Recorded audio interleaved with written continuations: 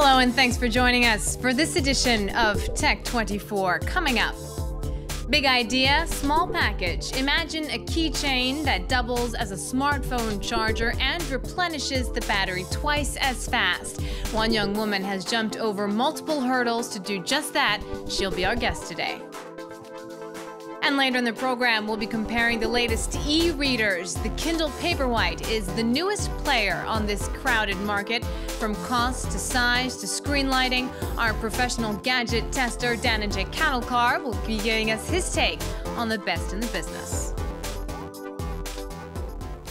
But first, governing 140 characters at a time. A small town in Spain has started an experiment that could change the way we communicate with local authorities. In Hun, where residents turn to Twitter to complain or give feedback about something in their town, they actually get an answer from elected officials. It's a system that allows for more transparency and immediate responses. Valérie Labonne and Sarah Morris bring you this report. A few years ago, none of the 3,500 residents in the Andalusian village of Hun could have imagined the chief executive of Twitter would pay them a visit. One of the most influential person on this planet has just inaugurated this obelisk in our city, and that's very important for us. Twitter is taking a special interest in the Spanish village because the social network has become the main method of communication between the town hall and the villagers. The mayor himself, the police force, the road cleaners, all the village services have their own Twitter account. As soon as we get a tweet and as fast as possible, we get to the place mentioned. Here it's our citizens that give the orders rather than our boss. Twitter allows the mayor's team to be more responsive to the needs of the village, giving power to the citizens. Slow bureaucracy is a thing of the past. Residents have joined in enthusiastically. Juan Manuel, for instance, talks directly with Mayor José Antonio. What are you doing? I'm taking a photo to send to the mayor's office, because these stairs are an obstacle for people in wheelchairs. And also to old people who have to go down them, and that might be dangerous. It was the idea of Mayor José Antonio to launch the Twitter experiment. When the village declared internet access a universal right, he set up a virtual network. He trained elderly people, and when social networks began, he encouraged people to set up accounts. Here the phone never rings. We do everything on the web. We believe a call is a waste of time. Phone calls can happen at a bad time. They're a thing of the past. This Andalusian village sends so many tweets it shows up on Twitter's maps as one of the most active places in the world. Researchers from MIT have begun studying Hun. They spent a week looking at the village's conversations. If you consider a classic hierarchical, centralized organization, a town hall, typical town hall, in green would be the mayor at the top, at the bottom would be the citizens of the town, and it would be very difficult for a citizen to directly access the mayor. A simple picture of what has happened in Hun is that this hierarchy has become flattened. This researcher says making information more accessible helps fight corruption and improves democracy. Deb Roy thinks the model could be applied to large cities like Paris or San Francisco. For more on this story, Dhananjay Khatalkar is with us on set. Dhananjay, would you say that Twitter is the future of governance? The way Twitter has been applied in the way we saw in this story is quite interesting, and we find similar examples. For example, in Panama, a private PR agency is using a hockey puck-like device to put it in potholes, and there's a big problem of potholes in Panama. So these tweeting potholes, what happens is once the car gets over the potholes, a tweet is sent to the local authorities, and then the local authorities are supposed to fix it. So it's a great way of making aware the problem that exists in that particular city. Similarly, in Jakarta, there's an initiative, tweeting group, which tells people about floods, the danger of floods. So it is a very important tool in prevention of flood risk. What about diplomacy? Because, I mean, that's kind of top down, isn't it? It's like the government on one side, the people on the other. What about two governments talking to each other? Can they also use Twitter? Well, yes. The fact that Twitter is such a great tool of public outreach has attracted lots of global leaders on this platform, and they do interact with each other. So, for example, just before a leader takes, say, a state visit to a particular country, he will tweet out in the local language so as to reach out to the people, and to have this soft diplomacy going on. There are also examples of leaders tweeting to each other, but of course, it won't replace the traditional track one diplomacy. You have to be careful about how you use this medium, because it can be a powerful tool, but it can also have its pitfalls, and it could be embarrassing for a state leader or a I mean, it definitely facilitates communication, but sometimes it can backfire. Too much. Yeah. Right, backfire. Yeah. All right, thanks for that, Dana J. Now it's time for our guest.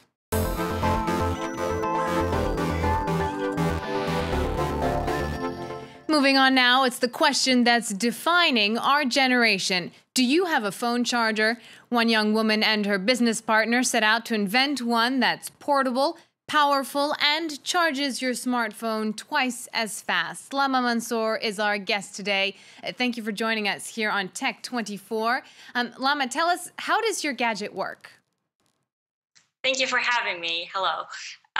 So yeah, our phone chargers usually are bulky and heavy, and you need to remember to carry them and charge them whenever you go out. So we created this power bank that's very portable and friendly to carry around. It comes in the form of a keychain. The technology is pretty simple. It's just a power bank that's embedded in a shape of a cute ball. And we try to maximize the capacity inside so we can fit in as many battery units as possible. And then it has the USB cable attached to it, so you wouldn't have to carry a separate one.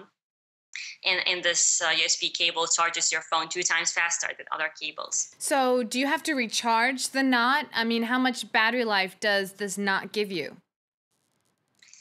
It gives you enough juice to last you until at the end of the day, out. So basically, we done a survey to see when people lose charge, and we found that they lose charge toward the end of the day, in the last 2 or 3 hours. So they need an extra boost of around 30%. So this is what the knot gives. You wouldn't have to carry those bulky big ones just to run those few hours of your day. Now, you and your business partner are both Palestinian from the West Bank. What kind of hurdles have you had to deal with to come this far? It's been pretty difficult because in Palestine, the startup ecosystem is not really improved. And we have a lot of political restrictions on the borders, on getting electronics components in the country. We don't have the basic facilities and resources to develop a hardware product. So it was very difficult. Whenever we wanted to print a circuit, we had to bring it all the way from China, and it had to wait on the borders for about a month for every trial version of a circuit. Also, the borders and moving is not really free and easy in the West Bank and Palestine. So we struggled a lot to reach to conferences, exhibitions, or anything that would have been useful for us to go to. But luckily, we managed to join a European accelerator afterwards. And this helped us a lot. It opened up all the international doors for us. Lama Mansour, thank you so much for joining us on Tech 24. Good luck with your gadget. Now it's time for Test 24.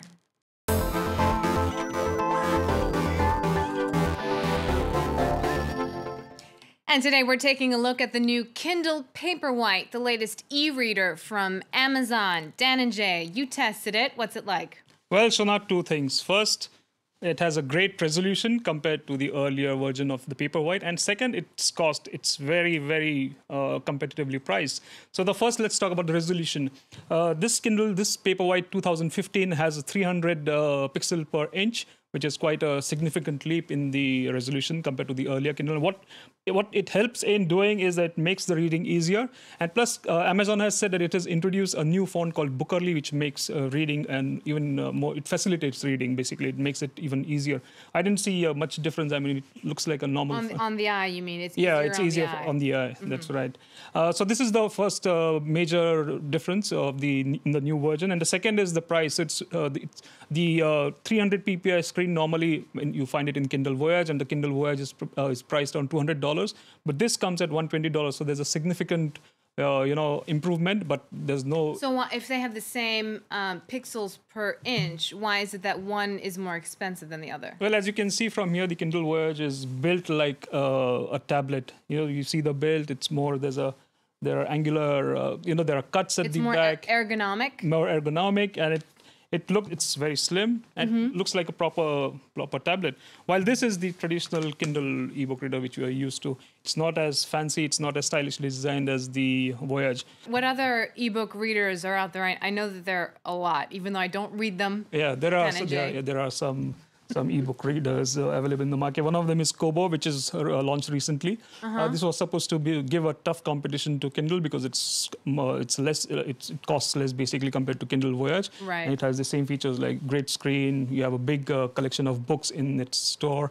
But now with the launch of Paperwhite, right. now that it competes, some serious competition. There's serious competition for Kobo, and it's not just ebook readers where you can read books.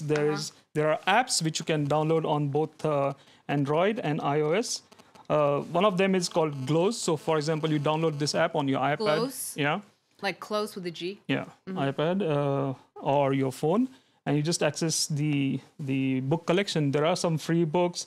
There are books which you can pay and read them. So it's basically like similar to bookstores, but it's on your existing device without having to invest in a new device. All right, well, call me old-fashioned, but I don't think that e-readers are for me. That's the end of our show, but you can find us on Facebook or Twitter. Our hashtag is StillTech24. We leave you with these images of the second Copernicus satellite that was launched into space.